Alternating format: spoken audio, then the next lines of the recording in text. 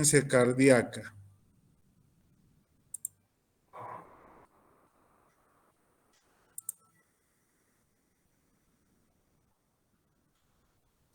¿Ven la pantalla?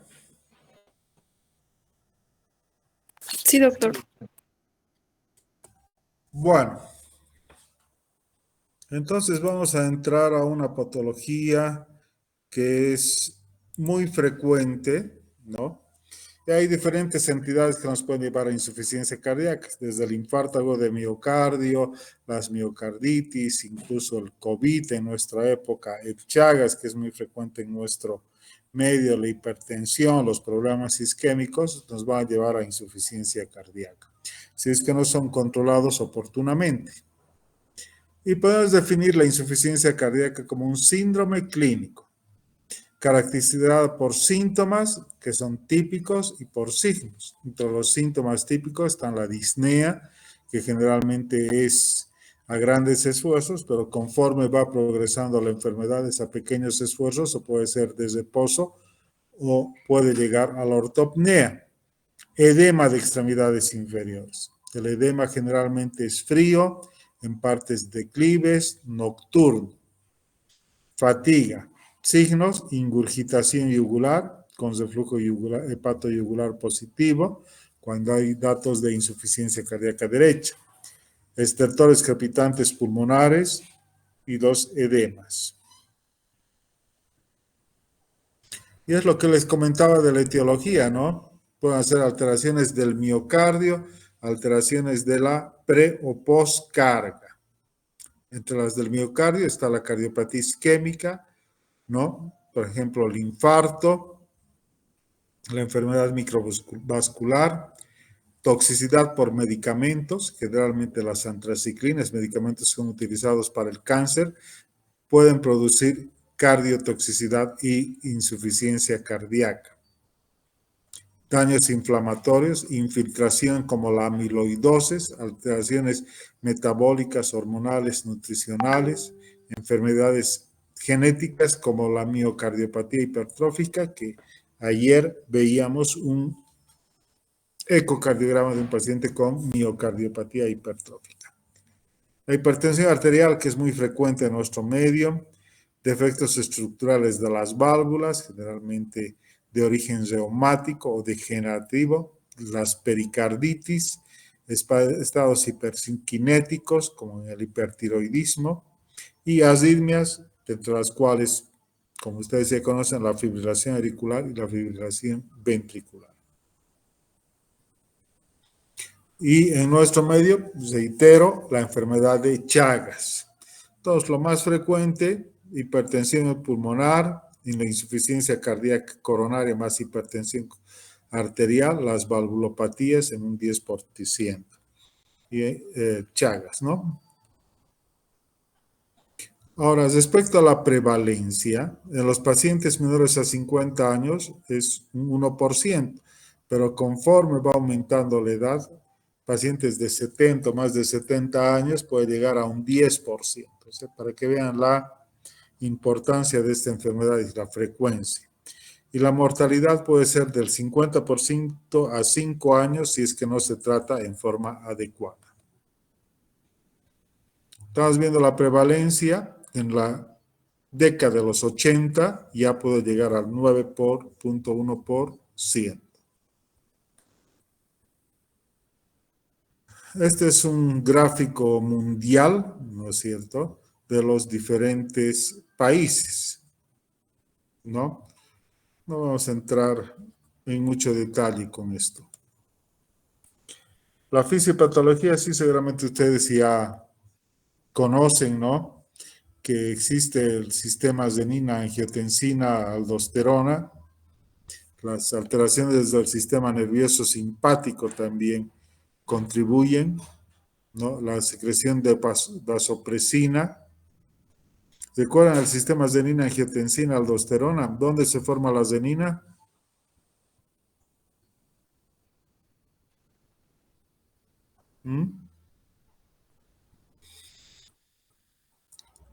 En los riñones, ¿cierto? En el aparato yuxtaglomerular por un déficit de perfusión de la arteria aferente del riñón. Y esta adenina posteriormente se transforma en angiotensina 1, esta en angiotensina 2, ¿no? Que es un potente vasoconstrictor y es capaz de estimular la glándula suprarrenal, ¿no? Aumentando la secreción de aldosterona. Por lo tanto, existe una reabsorción de sodio y agua, edemas. Entonces, nosotros vamos actuando con medicamentos en diversos puntos de este sistema renina-angiosterona.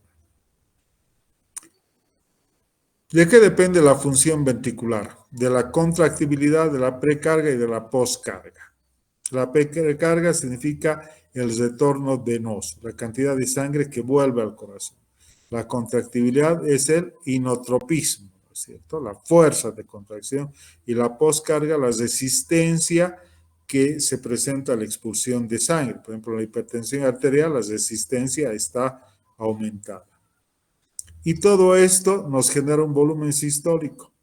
Y si nosotros aumentamos, multiplicamos por la frecuencia cardíaca, tenemos lo que se llama el gasto cardíaco. ¿Cuánto es el gasto cardíaco normal en una persona?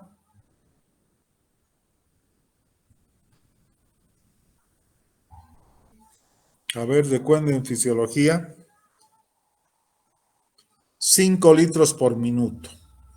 Y sale ahí otra constante que es el índice cardíaco, que consiste en el volumen, pero por metro cuadrado de superficie corporal. Existen varias clasificaciones de la insuficiencia cardíaca. Hay una de la American College y de la American Heart Association que va de acuerdo a los síntomas y a los cambios estructurales cardíacos y las divide en 4. En el estadio A, sin daño estructural o alteración funcional, sin signos o síntomas de insuficiencia cardíaca, pero en riesgo de desarrollar insuficiencia cardíaca. Ejemplo, aquel paciente hipertenso que todavía no tiene repercusión a nivel del corazón, ¿no? Aquellos pacientes que empiezan con problemas coronarios o con diabetes. En el estadio B ya existe una alteración estructural, pero no tiene signos ni síntomas de insuficiencia cardíaca. El mismo paciente hipertenso, pero que ya tiene, por ejemplo, hipertrofia ventricular izquierda, ¿no? O aquel coronario que empieza a tener placas de ateroma en sus arterias. En el estadio C, insuficiencia cardíaca sintomática asociada con daño estructural cardíaco, ¿no? Que el paciente que ha llegado a sufrir un infarto o que después, aquel hipertenso que después de hipertrofiarse empieza a generar dilatación del corazón. Y en el estadio D, que tiene sintomatología en reposo a pesar del tratamiento máximo. Eso significa el uso de inotrópicos. Existe otra clasificación funcional que también es muy útil, que tienen que recordar, y es de acuerdo a la actividad física que puede realizar el paciente. Clase 1 no tiene síntomas con actividad habitual, es decir, puede caminar 5 o 10 cuadras sin ningún problema o subir 1 o 2 pisos. Clase funcional 2 tiene síntomas con actividad moderada.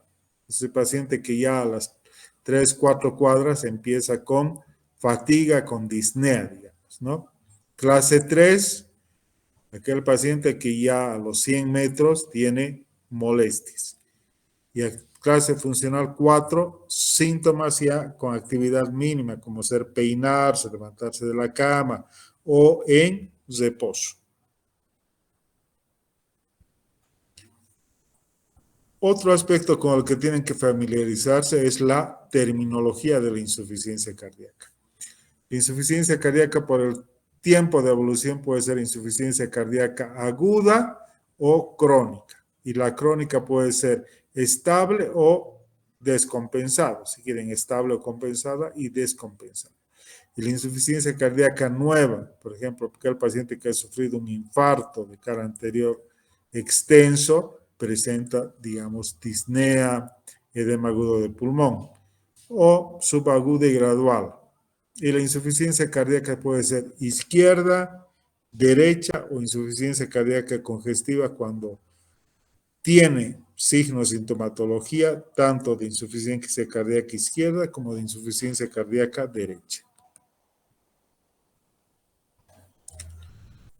Pero habíamos mencionado que uno de los exámenes complementarios muy útiles era el ecocardiograma, que nos permitía sacar la fracción de eyección.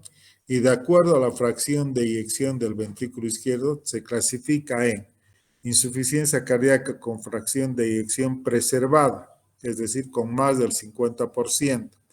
Insuficiencia cardíaca con fracción de eyección en rango intermedio, entre 40 y 49%, e insuficiencia cardíaca con fracción reducida, que es menos del 40%, es decir, el corazón ya está muy grande, muy dilatado, ¿no? También esta FEBI con rango intermedio se llama insuficiencia cardíaca con fracción de eyección levemente disminuida. Pero hay 3 grupos que también tienen que recordarlos.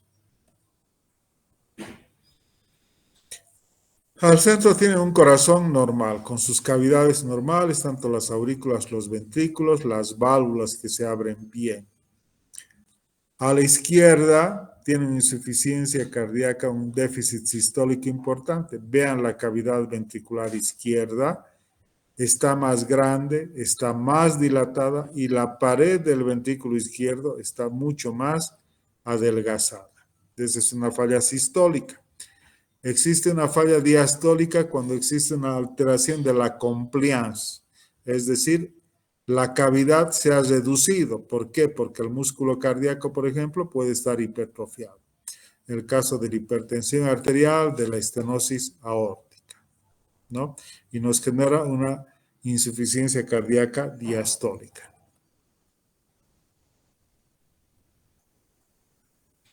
Habíamos hablado de la etiología y tenemos las isquémicas y las no isquémicas. Las no isquémicas dijimos las tóxicas, ejemplo quimioterapia, aquellos pacientes con cáncer, ojo con el alcohol, consumo excesivo de alcohol y la cocaína, que incluso a veces genera espasmo coronario y puede originar infarto de miocardio. Infecciosas, Chagas, repetimos, por Trypanosoma cruzi, la taquicardiomiopatía, aquellos pacientes, por ejemplo, con taquicardia ventricular o fibrilación auricular permanente, desarrollan un corazón grande dilatado. Puede haber familiar, periparto o idiopáticas que son un poco más infrecuentes. Esto también es otra cosa que quiero que recuerden, son los criterios de diagnóstico que ya Framingham los anunció hace muchos años, pero que siguen vigentes y son criterios básicamente clínicos y al examen físico. Y los divide en criterios mayores y menores. Criterios mayores, disnea paroxística nocturna, es decir, el paciente está descansando y despierta abruptamente con sensación de aire. Ingurgitación yugular, estertores, un corazón grande en la radiografía, edema agudo de pulmón, un tercer ruido con ritmo de galope. ¿Qué es el tercer ruido? A ver, ¿quién me dice? ¿A qué se debe fisiopatológicamente?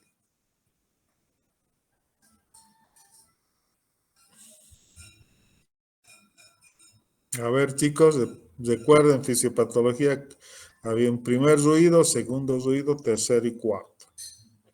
A ver, el primer ruido era el silbido de las válvulas auriculoventriculares, doctor. Muy bien. El segundo ruido.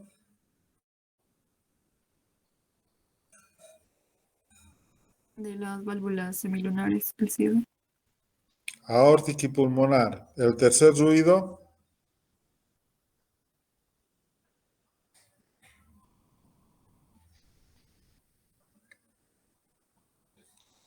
Es el ruido que se escucha durante la fase de llenado ventricular rápido, generalmente en un ventrículo izquierdo dilatado. Cuando tiene cierta cadencia se llama ritmo de galope y es un dato de insuficiencia cardíaca.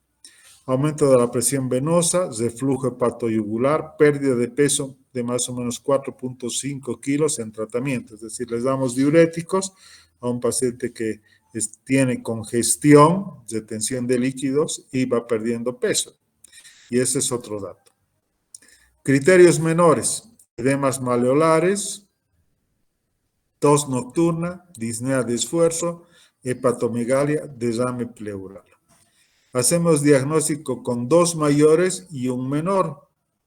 El menor solo válido si se excluyen otras causas.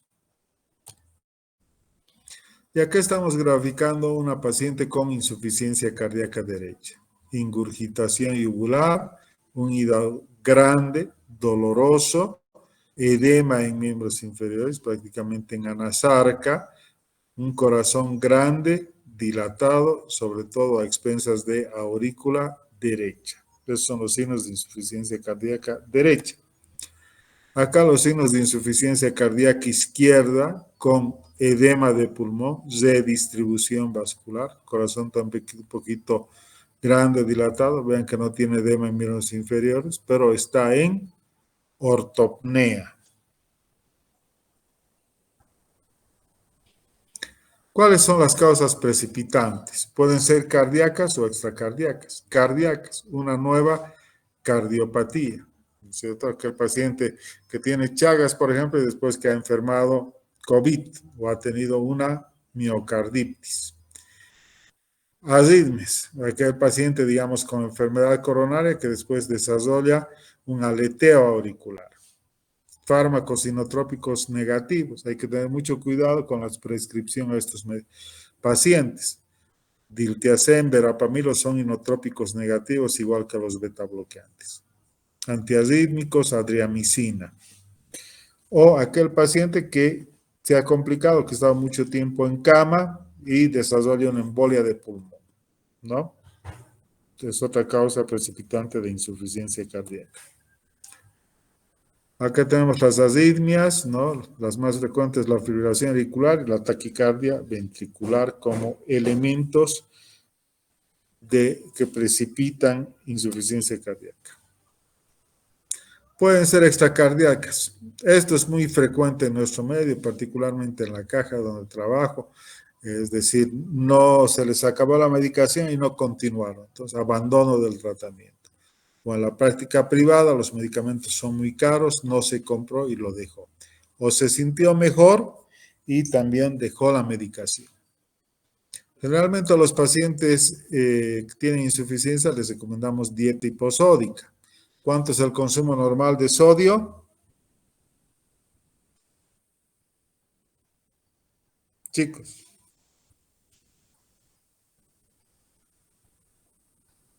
De 4 a 6 gramos. Entonces les recomendamos cuando decimos dieta hiposódica de 2 a 3 gramos, pero a veces el paciente no cumple la dieta y puede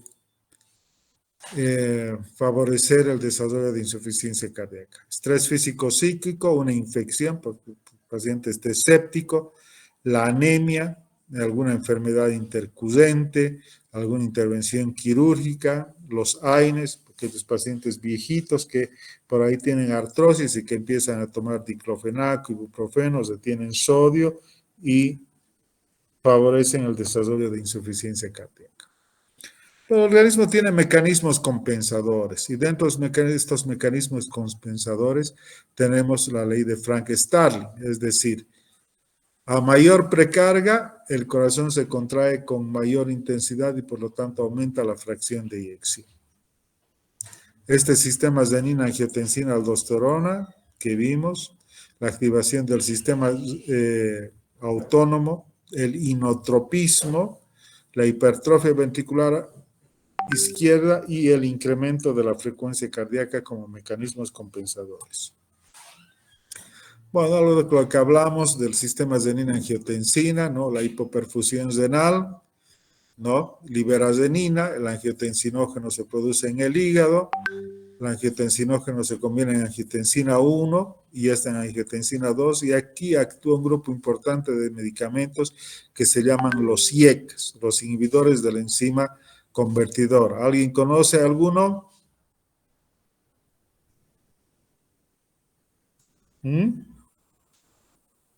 IECas. ¿Cuál es el IECA más conocido? El enalapril. Luego la angiotensina 2, que hemos dicho, es un potente vasoconstrictor, y acá actúa otro grupo de medicamentos que se llaman los ARA, que los antagonistas de los receptores de angiotensina, ¿no? Porque esta angiotensina 2 va a producir vasoconstricción arteriolar, secreción de ADH, activación simpática y aumento de la secreción de aldosterona que aumenta la absorción tubular de sodio y agua. Por eso el paciente se hincha.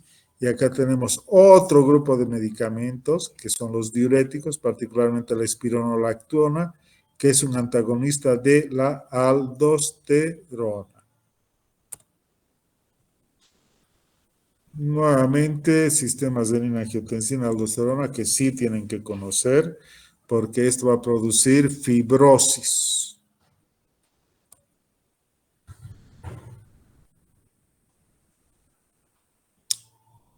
Entonces, el incremento de la secreción de renina, angiotensina, aldosterona nos da taquicardia, arritmias, vasoconstricción, aumento de secreción de aldosterona en el corazón, hipertrofia, fibrosis en los vasos, hipertrofia, fibrosis, hipertensión glomerular. ¿Y de qué depende el pronóstico de un paciente con insuficiencia cardíaca? De la edad, del sexo, del estado socioeconómico, si tiene acceso a la medicación o no. Obviamente, si es mayor riesgo de internaciones múltiples o de deceso, de la severidad de la insuficiencia cardíaca, es decir, está en clase funcional 4, el pronóstico es peor. Del estado clínico, si tiene presión baja, si tiene frecuencia cardíaca baja, si hay signos de congestión, de hipoperfusión, ¿no? Si tiene baja fracción de eyección también, cuanto más baja es la fracción de eyección, el pronóstico es peor, de la hipertensión pulmonar. Algunos biomarcadores que vamos a ver con un poco más de detalle luego, como los péptidos natriuréticos elevados, que son un factor pronóstico de que el paciente tenga insuficiencia renal, que tenga arritmias, hemos dicho, como la FA, que tenga una enfermedad coronaria no revascularizable, que tenga diabetes, anemia, que se tenga una enfermedad pulmonar obstructiva crónica, insuficiencia renal, que el paciente no cumpla la medicación. Y cuanto más hospitalizaciones tiene, mayor riesgo de muerte. Entonces, para eso tenemos tratamientos. Tratamiento tenemos diversos objetivos que debemos plantearnos. Lo primero que nos interesa, obviamente, es mejorar la supervivencia, ¿no? Que el paciente pueda estar acompañado de sus familiares más tiempo. Y por suerte han salido muchos medicamentos que tienen este objetivo, que sí han demostrado mejorar la supervivencia, que disminuyan la morbilidad, que aumentan la capacidad de esfuerzo, es decir, que el paciente pueda hacer más actividad, por lo tanto va a mejorar su calidad de vida, que disminuya las alteraciones neurohormonales, que disminuya la progresión de la insuficiencia cardíaca y que disminuya la sintomatología. Y esto también es algo que ustedes tienen que recordar. Existe un tratamiento escalonado de la insuficiencia cardíaca, ¿no? Desde el estadio A, en el que prácticamente no hay síntomas, por ejemplo, el control de peso, el control de la presión, no fumar, ese tipo de cosas pueden ser útiles. ¿Ya? Control de sus factores de riesgo, básicamente. Tratar la hipertensión, la diabetes, la dislipidemia. Y acá ya podemos entrar con tratamiento farmacológico como los IECAS y los ARAS, ¿no? Sobre todo en el estadio B y en el estadio C. Los IECAS como el enalapril, que pueden darse en dosis desde 5 miligramos hasta 40 miligramos. Los ARA como los sartán, que se pueden dar hasta 150 miligramos. Podemos tener una restricción de sodio y de líquidos. El uso de diuréticos, particularmente la espironolactona.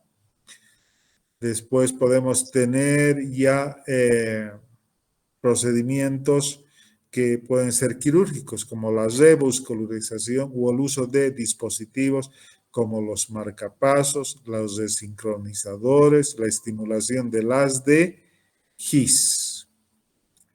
Y acá ya hay que considerar un grupo multisistémico, ¿no es cierto?, de diferentes especialidades. Si tiene daños renal, será un nefrólogo. Si tiene diabetes, será un endocrinólogo.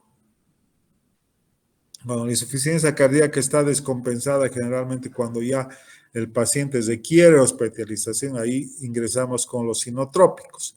¿Qué inotrópicos conocen?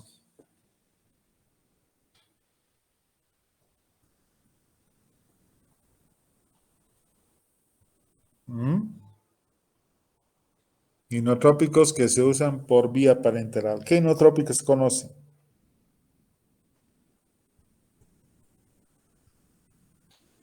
Creo que están flaqueando en farmacología.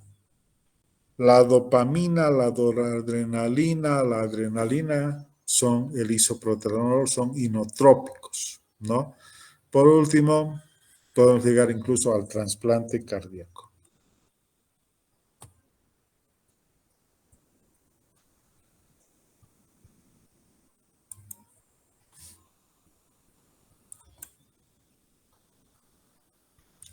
Dentro de este grupo de medicamentos, los que han demostrado mejorar la sobrevida son los beta bloqueantes, particularmente el carvedilol, el bisoprolol, el atenolol, no. Los IECAS, como el enalapril, el lisinopril, los ARA, como el losartán, valsartán, ¿no? Los antagonistas de los mineralocorticoides, especialmente la espironolactona, que es un medicamento sumamente económico que hay en el medio, los ARNI, que es un nuevo grupo de medicamentos que significa los antagonistas de los receptores de neprilicina, que vamos a ver, y otro tipo de medicamentos que no han demostrado mejorar la supervivencia, pero existe una mejoría de la sintomatología y de la calidad de vida, como la ibarradina, la furosemida, la digoxina. Vamos a ir revisando cada uno de estos grupos con especial cuidado. Lo que también necesitan saber es qué medicamentos no son útiles. Y dentro de estos medicamentos que no son útiles están los antagonistas del calcio, como el verapamilo, ¿no es cierto? Y el diltiazem. Y los que sí usamos muchas veces cuando el corazón está muy grande y pacientes con fibrilación auricular para prevenir eventos embólicos son los anticoagulantes.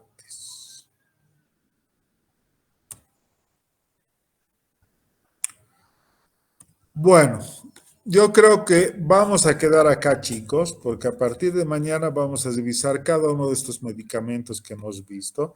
Si pueden, revisen un poco de farmacología de estos medicamentos, indicaciones, contraindicaciones. Beta bloqueantes, IECAS, ARAS, espironolactona. Si pueden avanzar un poco de ARNI, mejor. ¿Ya? ¿Alguna pregunta hasta acá?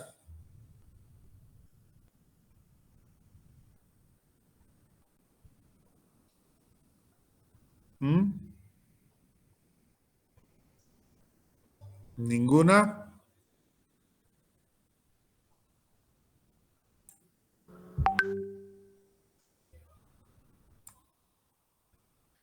¿Ha quedado todo muy claro?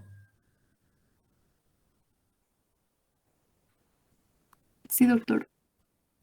Bueno, repasen lo que les he dicho, estos grupos de medicamentos y nos vemos el día de mañana a esta hora. Mañana va a ser la última clase y después ya va a ingresar el doctor Lara a hablarles de valvulopatías particularmente y algunas cardiopatías congénitas. ¿Ya? Está bien, doctor, gracias. Bueno, los espero mañana a la misma hora, pero participen un poco más, los veo muy calladitos. Listo, chao chicos. Hasta luego. Hasta luego, doctor. Hasta luego, doctor.